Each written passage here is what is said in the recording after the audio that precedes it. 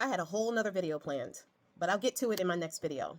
But right now, white women, come on down to the front. Come on down to the front. Now, I want to caveat what I am about to say because I'm about to get candid for a minute to say that this does not apply to all white women. There are a multitude of white women who are on the right side of history. They are down in my comments. They are doing the work. They are deconstructing, voting properly. They are getting out with the activism. They are using their bodies and their minds for good. They are doing what they need to do. But it's the other white women, the complacent ones, the ones who think that proximity to white male privilege is going to get them somewhere. Here, come on down to the front, y'all. Make way, and y'all ladies, come on down to the front because I need to get candid for a minute. Y'all are the targets. If you actually look at all of the legislation that is coming out of the Bone Spurs administration, y'all are the targets. Now, we're not talking about the frozen people. We know that's racist. That is them wanting to de-brown America. We know what that is. But all of these other programs that they are getting rid of and this legislation that they are getting rid of, yeah, they are definitely trying to target Black people, for sure. But the thing is, you all are the ones suffering the most because you all are the ones who benefited the most from these programs that they are now taking away. See, what had happened was the stereotypes for DEI programs, EBT, SNAP, food stamps, Medicaid, government assistance, the stereotype for those things were always put on Black people. But Black people were not actually able to get government assistance until after the Civil Rights Movement. But government assistance has been a thing since the Great Depression. So white people have always been the highest beneficiaries of government assistance. And it has never been a stigma or a stereotype until Black people started receiving it. And Black people only started receiving it when we were forced into those concrete rises. Our men were taken away by either unalivings or over incarceration. And we were not even able to get government assistance if there were two parents in the home. So government assistance historically was forced on Black people, but it was never forced on you. So when it comes to the stigma of government assistance, especially when it comes to things like Section 8, which Section 8 was invented to keep Black people in those concrete rises, you all have been benefiting from the government without that stigma. I just wanted to get that out of the way. Now, how are you guys being targeted? Let's start with DEI. DEI programs, yes, were enacted after the Civil Rights Movement to promote diversity, equity, and inclusion for everyone. The thing is, Black people have always benefited the least from those programs because of the racist framework of this country. So you all, white women, were the largest beneficiaries of DEIA programs. And now that those programs are being taken away, the people who benefited the most, white women, are now the most affected by those programs going away. And there is a reason for that, and we'll get to it. Medicaid, same deal. Most of the time, it is difficult to get Medicaid and SNAP without children.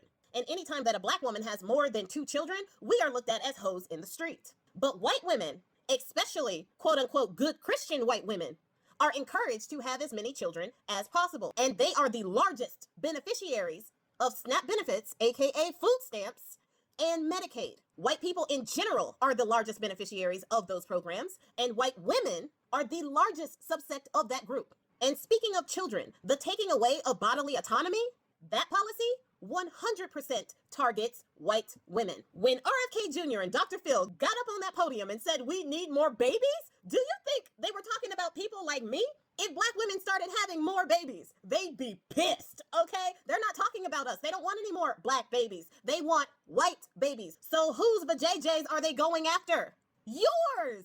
The whole bodily autonomy and choice thing, that's for you. They want to force you, white women, to have children. It ain't for us. If they could force us to not have children, which they have in some cases, especially when it comes to immigrants and being forced to have hysterectomies, they would force us not to have kids. But for you, they will force you even if you are 10 years old and essayed. The bodily autonomy doesn't stop there. They have already introduced legislation that says that our health care is based off the needs of men. Do you think they're talking about Black women?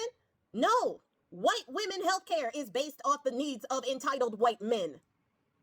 You are the target. They tell you, especially the good Christian white women, you need to get married in order to fulfill yourself and whatever crap that they want to feed you. But the thing is, at the same time, they pass legislation that says that you cannot register to vote unless you can present a birth certificate or a passport.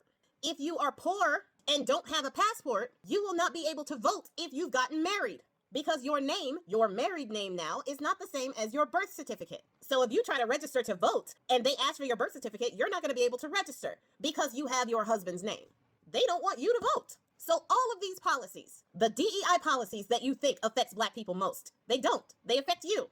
The Medicaid and SNAP policies that people think affect Black people most, like the lady who was eating toast, taunting people who weren't going to have food in November. Oh yeah, she got fired and I heard she's losing custody of her children. And she also said she was also on SNAP benefits at one point when she needed it. And she got off of it as soon as she didn't need it anymore, which is the majority of SNAP benefit recipients.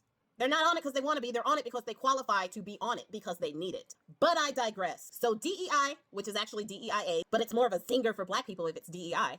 Medicaid, SNAP, all occupied most by white women. They are taking those policies away under the guise of taking them away from immigrants and Black people. But you are the real targets. They have the numbers just like I do. They know who they're hurting. You think they don't know they're hurting you most? They are.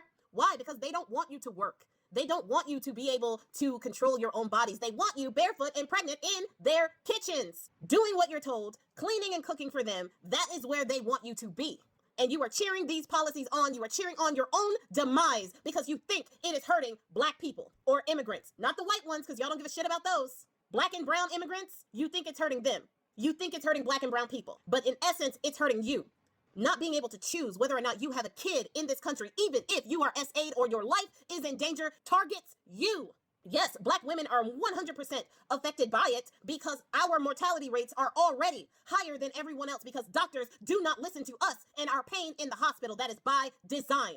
They think our pain tolerances are different than yours. So they don't listen to us when we are in pain. So yes, this policy also affects Black women, but you are the target. They want more kids from you. They want you at home. So they took away your ability to get ahead. And y'all sitting here like dumbasses, cheering this on as if you aren't the real target. You are the goal. You barefoot, pregnant at home, doing what they say, being subservient to men. Not even your health care is your own. That is what they want for you. You sitting there with your hateful ass, cheering this on as all of your rights get slowly taken away. You don't realize that all of it is for you. When they are finished with all of the Black and brown people like you think, your proximity to power is going to be at home, taking care of 5 to 10 kids that you had probably without anesthesia, whether or not you wanted them, with no voice. No voice at the polls and no voice at home. Make America great again? The men have a different idea of what that means for white women than I'm sure you do. Food for thought.